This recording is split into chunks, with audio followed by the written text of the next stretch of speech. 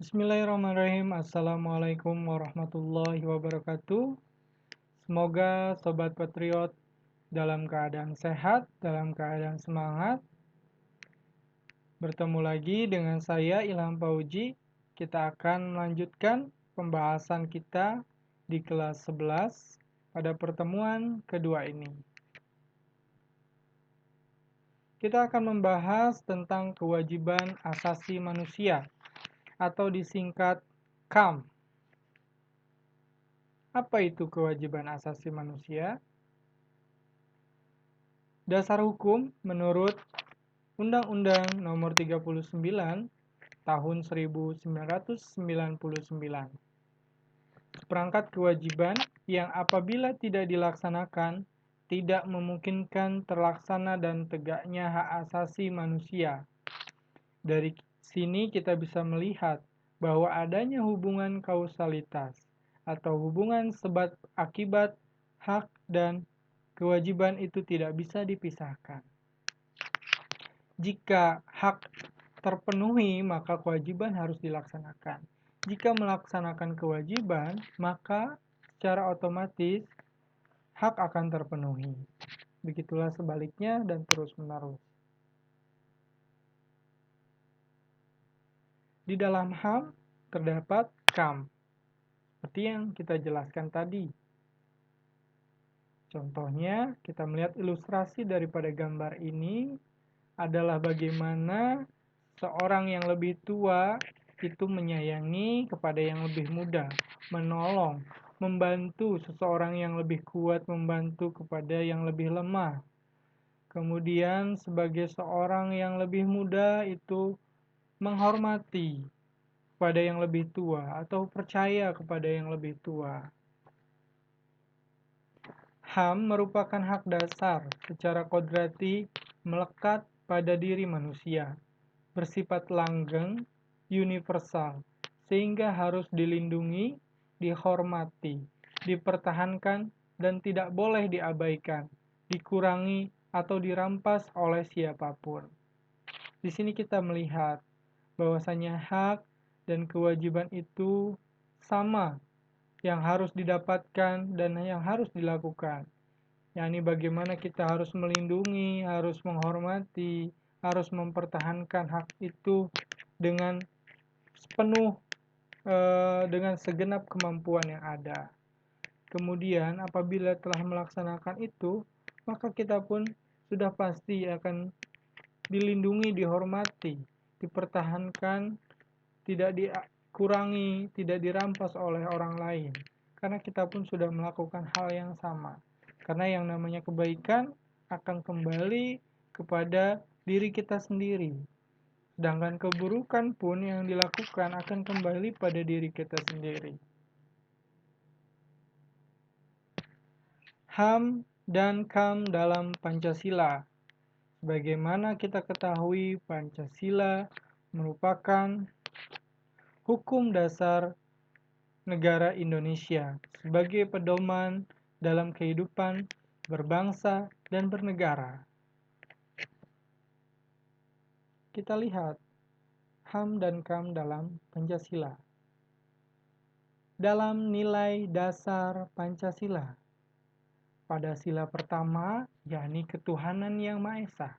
Nilai dasarnya adalah ketuhanan, bahwa Indonesia adalah negara yang bertuhan, mengakui adanya ketuhanan yang Maha Esa, bahwa Indonesia adalah negara yang beragama, karena mayoritas masyarakatnya memeluk agama.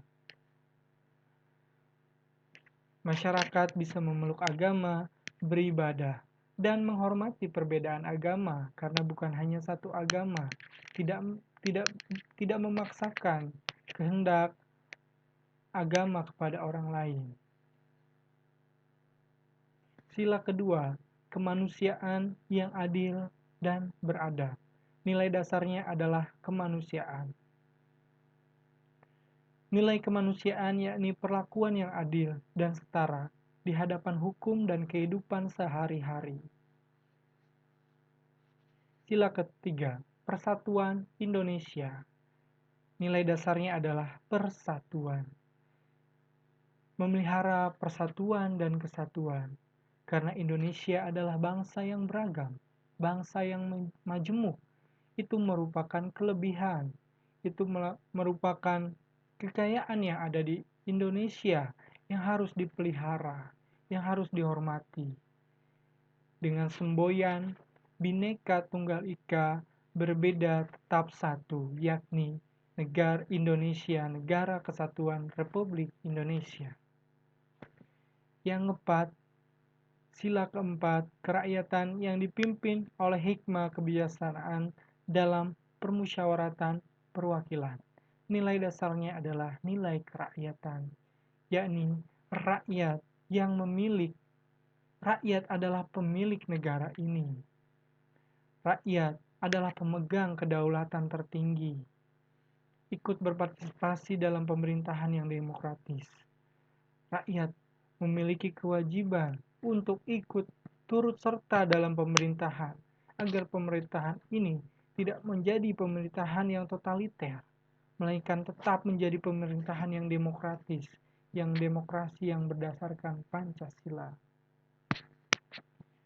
Sila kelima, keadilan sosial bagi seluruh rakyat Indonesia. Nilai dasarnya adalah nilai keadilan. Keadilan dalam setiap aspek kehidupan sosial, tidak membeda-bedakan golongan masyarakat, tidak membeda-bedakan secara ras, suku, agama, bahkan status sosial dan ekonomi. Selanjutnya, nilai instrumen Pancasila atau instrumental. Apa itu nilai instrumen? Instrumen adalah partitur, ya, atau rencana, strategi, cara, alat, bagaimana nilai dasar itu bisa dilaksanakan dalam bentuk kebijakan yang dikeluarkan oleh pemerintah, oleh negara, dalam bentuk peraturan perundang-undangan. Yang pertama, Undang-Undang Dasar Negara Republik Indonesia tahun 1945 yang merupakan dasar hukum dari negara Indonesia sebagai pedoman bagaimana pemerintahan Indonesia dijalankan, yang mengatur kekuasaan pemerintahan negara, baik eksekutif, legislatif, yudikatif, dan lain-lain. Selanjutnya, ketetapan MPR, yakni ketetapan yang mengikat sampai sekarang ini, mengikat kepada pemerintah dan juga masyarakat. Yang ketiga, undang-undang. Undang-undang yang dibuat oleh DPR maupun oleh Presiden sebagai bentuk pelaksanaan daripada Undang-Undang Dasar.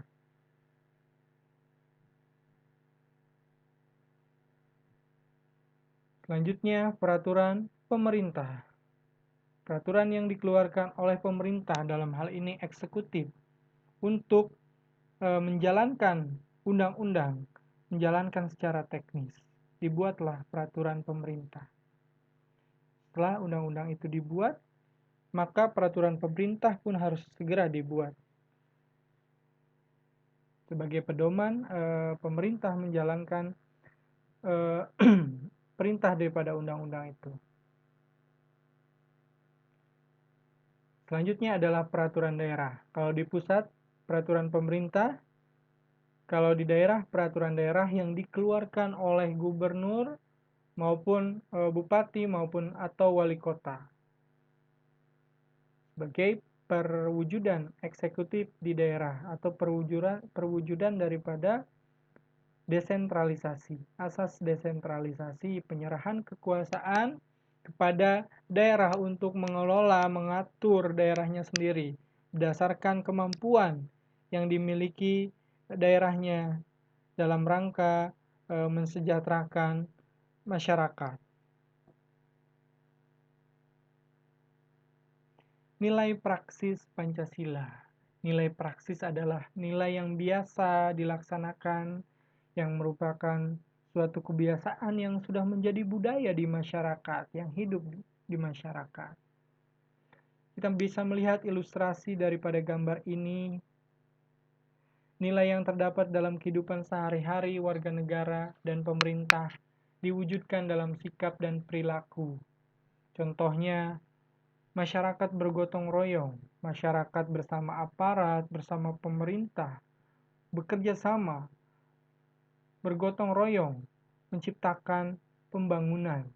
Ini membuat jalan raya dalam rangka mewujudkan kehidupan masyarakat yang lebih baik, supaya ekonomi berjalan, transportasi lebih cepat, meningkatkan perekonomian warga.